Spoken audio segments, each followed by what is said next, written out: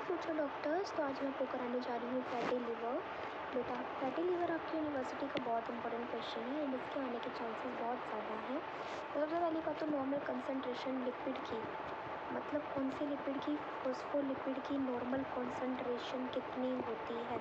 तो normal concentration phospholipid की होती है 5%। ठीक है, 5% होती है नॉर्मल कंसंट्रेशन। अब एक बात और बताऊँ आपको, लिवर हमारे पास क्या नहीं होता। देखो बेटा, एडिपोस टिश्यू के बारे में सबने सुना होगा। एडिपोस टिश्यू के बारे में, एडिपोस टिश्यू है वो हमारा फैट को स्टोर करता है। बट एडिपोस टिश्यू की तरह ऐसा नहीं है कि एडिपोस टिश्यू फैट स्टोर कर रहा है तो लिवर भी करेगा। लिवर हमारा फैट स्टोर नहीं करेगा। एडिपोस टिश्यू तो हमारा फैट स्टोर करेगा लेकिन लिवर हमारे पास फैट स्टोर नहीं करेगा। फिर उसके बाद क्या है, सर्टेन कंडीशन में स्पेशली कौन सी कंडीशन आ जाती है, specially try acyl glycerol accumulates in liver. देखो कुछ कंडीशन है जैसे कि स्पेशली ट्राई असाइल ग्लिसरॉल जो हो गया, ये हमारे पास लिवर के अंदर एक्यूमुलेट कर जाएगा। अगर ये लिवर में एक्यूमुलेट करता है, ठीक है, तो हमारे पास एक कंडीशन आएगी कौन सी, जैसे बोलते हैं फैटी लिवर। अगर लिवर के अंदर ट्राई असाइल ग्लिसरॉल आ गया तो फैटी लिवर हो जाएगा। ठीक है, अब नॉर्मल लिवर के अंदर क्या होगा, हमारे पास सेल्स होते हैं जिसे हम लोग बोलते हैं पूफर सेल्स। अब हमारे पूफर सेल्स होंगे वो हमारे फैट लिपिड ड्रॉपलेट्स को क्या करते हैं, स्टोर करते हैं।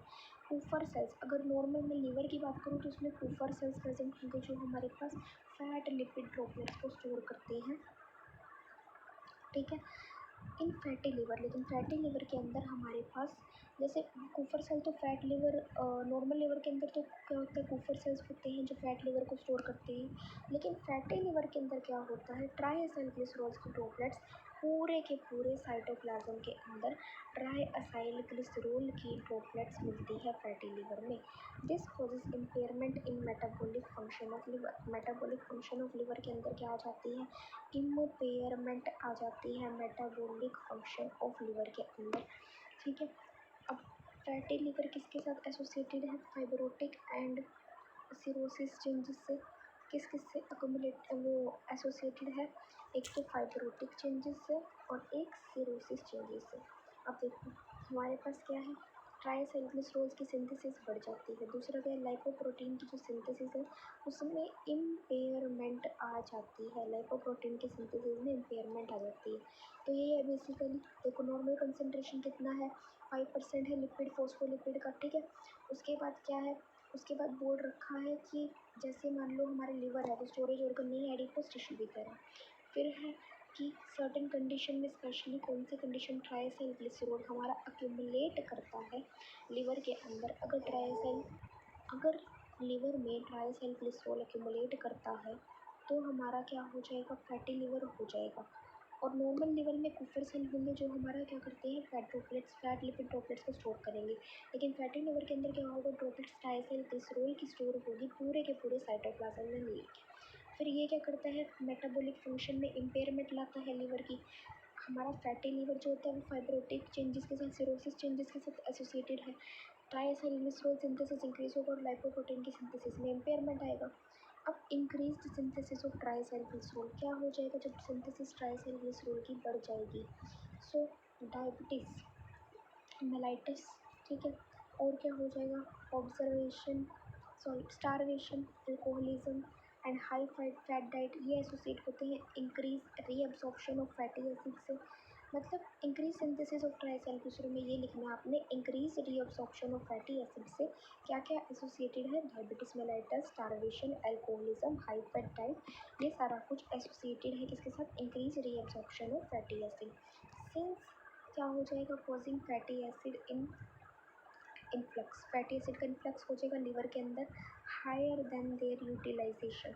मतलब फैटी लिवर के अंदर क्या हो जाएगा, फैटी एसिड आता रहेगा आता रहेगा आता रहेगा, इनफ्लक्स होता रहेगा फैटी एसिड्स का लिवर के अंदर। लेकिन जो हमारे पास वेरिएशन होगी, लीवर के अंदर इन्फ्लक्स ज़्यादा होगा चेंजेस आने से, मतलब कोई चेंजेस कम आएंगे लेकिन इन्फ्लक्स फैटी एसिड का ज़्यादा आ जाएगा।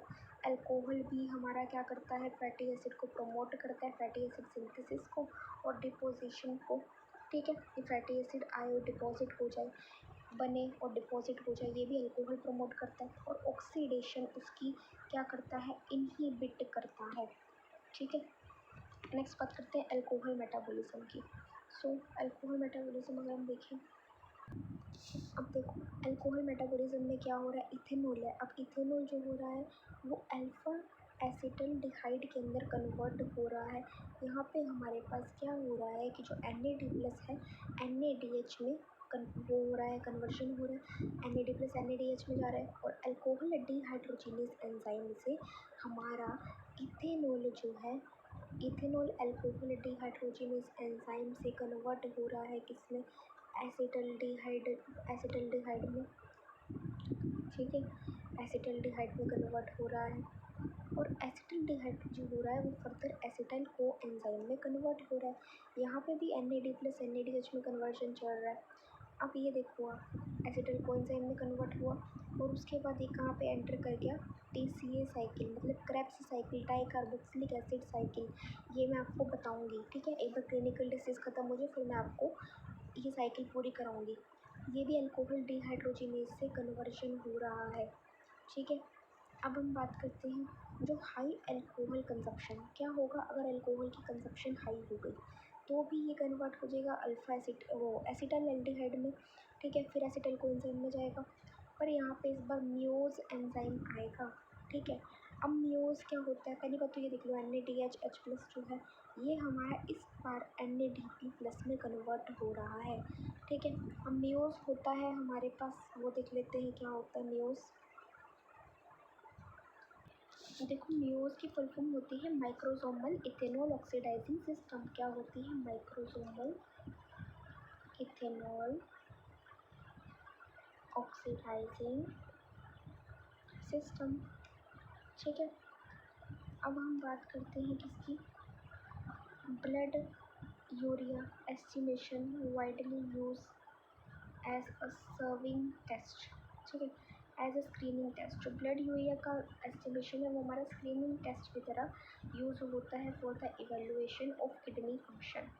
अब मेरी बात सुनो, किडनी का फंक्शन का इवेल्युएशन करना है, आपको चेक करना है, सो ब्लड यूरिया एस्टिमेशन ही क्या हो जाएगा, वाइडली सर्व करेगा एज द, वाइडली यूज होगा as a serving screening test.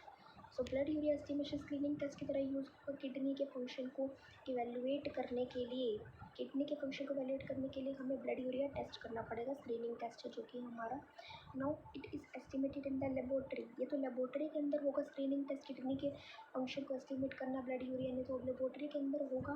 किसके थ्रू होगा बेटा, बाय यूरिया मेथड, क्योंकि ब्लड यूरिया को एस्टिमेट करना है तो यूरिया का कोई मेथड होगा। A diacetyl monoxide produces. ठीक है, इनकी वजह से। Know the term uremia, uremia का मतलब क्या है, indicate increase blood urea level. Uremia मतलब ब्लड यूरिया लेवल बढ़ गया, किसकी वजह से, रीनल फेलियर की वजह से यूरिया का लेवल बढ़ गया। अब एजोटीमिया क्या होता है, ये वो कंडीशन है जिसमें एलिवेशन होता है ब्लड यूरिया में, किसके लिए, फॉर अदर नाइट्रोजन मेटाबोलाइट्स विच मे और may not be associated with renal disease.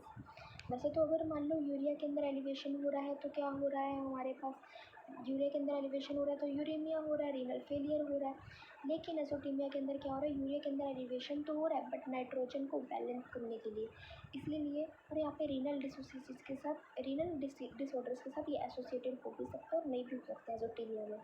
ठीक है, फिर अगर ब्लड यूरिया का एलिवेशन हो गया, elevation of the blood urea may be identified with into the these categories। अगर ब्लड यूरिया का एलिवेशन होगा तो ये कैटेगरीज आ जाएगी, प्री रीनल कैटेगरी है, एक रीनल कैटेगरी और एक पोस्ट रीनल कैटेगरी।